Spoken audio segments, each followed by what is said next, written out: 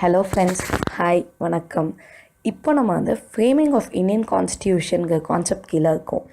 இப்போது மெயினாக ஒரு விஷயம் நம்ம சொல்ல போகிறோம். எப்போ நம்ம நாட்டோட ரிப்பப்ளிக் டே யோசிங்க. எல்லாருக்குமே தெரியும் ஜான் 26 அப்படின்னு. பட் ஏன் அது வந்து ஜான்வரி 26 ஆச்சு அப்படிங்கிறத பற்றி தான் இப்போ நம்ம வந்து பார்க்க போகிறோம். அப்படியா? ஏன் சும்மா ஏதோ டேட் அப்படி தானேனா ஆக்சுவலி அப்படி கிடையாது. அதில் ஒரு சின்ன விஷயங்கள் இருக்குது. அது என்னன்னு நம்ம இப்போ பார்ப்போம். ஓகே, ஸோ ஆல்ரெடி நம்ம பார்த்துக்கப்போம். இந்தியன் கான்ஸ்டியூஷனை வந்து 26 நவம்பர் 1949 முடிஞ்சிருக்கும். அப்போவே அடாப்ட் பண்ணியிருப்பாங்கன்னு. பட் அப்போ எல்லாத்தையும் அடாப்ட் பண்ணியிருக்க மாட்டாங்க. ரொம்ப இம்பார்ட்டண்ட்டான சில விஷயங்கள், அதாவது சிட்டிசன்ஷிப்பு, எலெக்ஷன்ஸ், ப்ரொவிஷனல் பார்லிமெண்ட்டை பற்றி, டெம்பரரி அண்ட் டிரான்சிஷனல் ப்ரொஃபஷன்ஸ் அவதை பற்றி, ஷார்ட் டைட்டில்ஸ் பற்றி, இந்த மாதிரி சில விஷயங்களை மட்டும்தான் இமீடியட்டாக ஃபோர்ஸுக்குள்ளே கொண்டு வந்தாங்க. அதாவது 26 நவம்பர் 1949 ஃபோர்ஸ்குள்ளே கொண்டு வந்தது இந்த மாதிரி விஷயங்கள் மட்டும்தான்.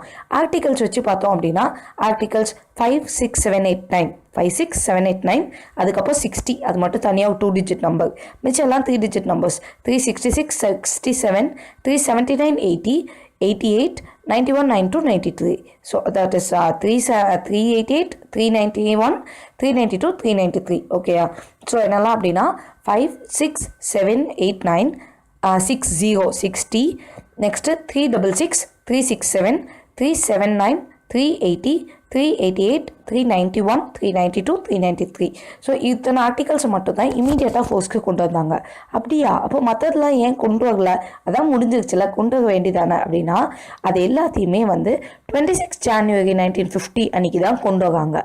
ஏன்ப்பா அது அந்த நாள் தான் வேணும்னு ஸ்பெசிஃபிக்காக கொண்டு வராங்க அப்படின்னா ஒரு 20 இயர்ஸ் முன்னாடி, அதாவது இது நடக்கிறதுக்கு ஒரு 20 வருஷம் முன்னாடி 1930 அப்போது இதே ஜான்வரி 26 பூர்ண ஸ்வராஜ் டே அப்படின்னு ஐஎன்சி வந்து சொன்னாங்க, அனௌன்ஸ் பண்ணாங்க. ஸோ என்ன அது பூர்ண ஸ்வராஜ் அப்படின்னா லாகூர் செக்ஷன் ஒன்று நடந்துச்சு அதுக்கு முந்தின வருஷம். அதாவது 1929 லாகூர் செக்ஷனில் வந்து பூர்ண ஸ்வராஜ் ரெசல்யூஷன் அப்படின்னு ஒன்று எடுக்கிறாங்க.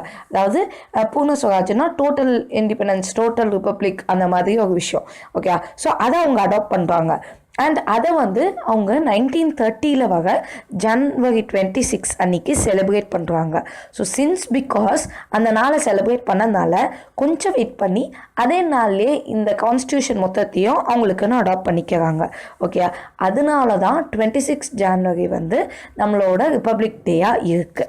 அண்ட் ஸோ இதுதான் ஒரு குட்டி கதை வை ரிப்பப்ளிக் டே அப்படின்னு. அண்ட் இது வந்து ரொம்ப இம்பார்ட்டண்ட்டான கொஸ்டின் கூட. Republic day celebrated on January 26 because அது வந்து பூர்ண ஸ்வராஜ் டே. அதை எப்போ டிக்ளேர் பண்ணிக்கிட்டாங்க அப்படின்னா 1930 நடந்த ஒரு விஷயம். இது வந்து லாகூர் செக்ஷன் ஆஃப் காங்கிரஸ் ஆஃப் 1929 அன்னைக்கு இந்த பூர்ண ஸ்வராஜ் ரெசல்யூஷனை எடுக்கிறாங்க. ஃபைன்பா, இந்த இதெல்லாம் முடிஞ்சிருச்சா? சரி, கான்ஸ்டியூஷனை நம்ம தத்து எடுத்துட்டோம். இதான் நம்ம கான்ஸ்டியூஷனை ஒத்துக்கிட்டோம். அப்போ ஒத்துக்கிட்டோன்னே என்ன ஆகிடும்? இதுக்கு முன்னாடி நம்ம போன ஒரு 2 வீடியோஸ் முன்னாடி பார்த்தோம்ல, இந்த ஆக்டை கொண்டு வந்தாங்க, அந்த ஆக்டை கொண்டு வந்தாங்க, government of India act of 1935, blah blah blah, எவ்வளவோ பார்த்தோம்ல. இது எல்லாமே இட்ஸ் ஈஸ் டு எக்ஸிஸ்ட். ஏன்னா நமக்குன்னே நம்ம ஒன்று உருவாக்கிட்டோம்.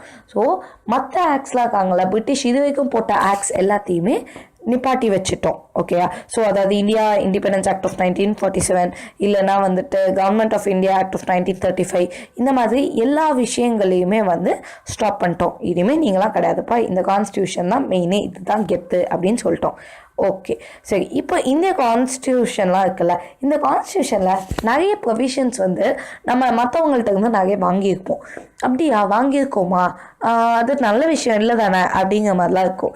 ஆக்சுவலி பார்த்தோம் அப்படின்னா நாம் வந்து ரொம்ப லேட்டாக தான் கான்ஸ்டியூஷன் எழுதுவோம். அதாவது இப்போ நம்ம கான்ஸ்டியூஷன் எழுதி ஒரு 70 இயர்ஸ் கிட்ட தான் ஆகுது. ஸோ நம்ம பொறுமையாக எழுதுறதுனால நம்ம நல்லா அனலைஸ் பண்ணுறோம். மற்ற கண்ட்ரியில் எது செட் ஆகுது, எது செட் ஆகலை, இதில் எது இந்தியாவுக்கு செட் ஆகும் அப்படின்னு சொல்லிட்டு அதை எடுத்து கொஞ்சம் நிறைய நமக்கு தேவையான மாதிரி கொண்டு வந்து ஒரு பர்ஃபெக்டாக ஒரு கான்ஸ்டியூஷனை கொடுக்குறோம். நிறைய பேர் வந்து இது சும்மா பேட்ச் ஒர்க், காப்பி பேஸ்ட் பண்ணியிருக்காங்க அப்படிலாம் சொல்லுவாங்க. பட் அந்த மாதிரி எதுவுமே கிடையாது. எல்லா இடத்துலையும் சக்ஸஸான சில மாடல்ஸை எடுத்து அதை பேஸ் பண்ணி நம்ம கான்ஸ்டியூஷனை கொண்டு போவோம். சொல்லப்போனால் கைண்ட் ஆஃப் ஸ்டெபிளைஸ்டு கான்ஸ்டியூஷன் வந்து இந்தியன் கான்ஸ்டியூஷன். ஏன்னா இது வரைக்கும் எந்த விதமான ப்ராப்ளமுமே இந்த கான்ஸ்டியூஷனால் க்ரியேட் ஆகலை. மேபி கொஞ்சம் கன்ஃபியூஸ் ஆகும். பட் அதுக்கும் அவங்க அவங்க ப்ரொவிஷன்ஸ் வச்சுருக்காங்க. ஒரு ஜுடிஷியரி வைப்பாங்க, லெஜிஸ்லேட்டிவ் அப்படின்னு ஒன்று இருக்குது, எக்ஸிக்யூட்டிவ்ஸ் இருக்குது. ஸோ இன்கேஸ் ஒரு லா மேக் பண்ணுறாங்க, அது வந்து மக்களுக்கு எதிராக இருக்குன்னா ஜுடிஷியரி கேள்வி கேட்பாங்க. இல்லை ஜுடிஷியரி சொன்ன ஒரு விஷயத்த வந்து அகெயின் லெஜிஸ்லேச்சர் வந்து கைண்ட் ஆஃப் இது மூலியமாக பண்ணுவாங்க. இதில் யார் பெருசு அப்படிங்கிறத பற்றி அவங்களுக்குள்ளேயே சால்வ் பண்ணிக்கிற மாதிரி சில மெக்கானிசம்ஸ் வச்சுருப்பாங்க. ஸோ அந்தளவுக்கு எல்லா பெர்ஸ்பெக்டிவ்லேருந்தும் நல்லா யோசித்து எல்லா கண்ட்ரிஸை நம்மளை சுற்றி உள்ள மேக்ஸிமம் நிறைய கண்ட்ரிஸ் லைக் ஒரு 10 to 15 கண்ட்ரிஸ்லேருந்து நம்ம ஃப்ரீயாக வாங்கி தான் இந்த கான்ஸ்டியூஷனை ஃப்ரேமே பண்ணியிருப்போம். பட் இது வந்து ஒரு நல்ல விஷயம். பிகாஸ் எல்லா விதமான பெர்ஸ்பெக்டிவுமே நம்ம கரெக்டாக கொண்டு வந்திருப்போம். ஓகே. அண்ட் இன்னொரு முக்கியமான விஷயம், நம்ம government of India act of 1935 ஒன்று பார்த்துருப்போம்.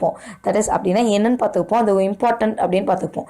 இந்த GOI ஆக்ட் ஆஃப் 1935 இருக்குல்ல, இதுல இருந்தே கிட்டத்தட்ட 2/3 ஆஃப் த கான்ஸ்டியூஷனை வந்து நம்ம பேஸ் பண்ணி எழுதியிருப்போம்.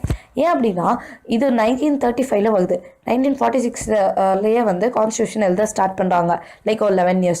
அண்ட் மேக்ஸிமம் 1935 பிரிட்டிஷும் நம்ம கிட்ட வந்து 200 years பக்கம் இருக்காங்க. அவங்களும் நிறைய ரூல்ஸ்லாம் 150 yearsக்கு மேலே போட்டுகிட்டே தான் இருக்காங்க. ஸோ அது எது செட் ஆச்சு செட் ஆகலைன்னு சொல்கிறத பார்த்து தான் அவங்களே அப்கிரேட் பண்ணிட்டே இருந்தாங்க. ஸோ அவங்களே மேக்ஸிமம் அப்கிரேஷன் கொடுத்துருந்தாங்க.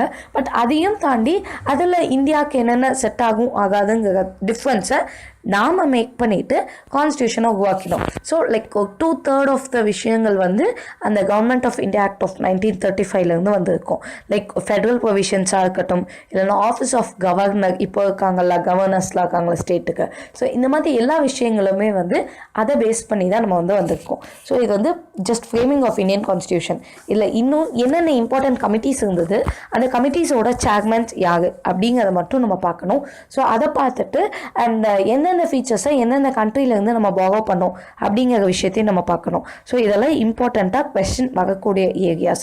அதை நம்ம நெக்ஸ்ட் செப்பரேட் வீடியோஸில் பார்ப்போம். Thanks a lot for your support. And ஏதாச்சும் டவுட்ஸ் இருந்ததுன்னா டூ கமெண்ட். அண்ட் எவ்வளோ சீக்கிரம் முடியுமோ அவ்வளோ சீக்கிரம் ரிப்ளை பண்ண பார்க்குறேன். தேங்க்யூ.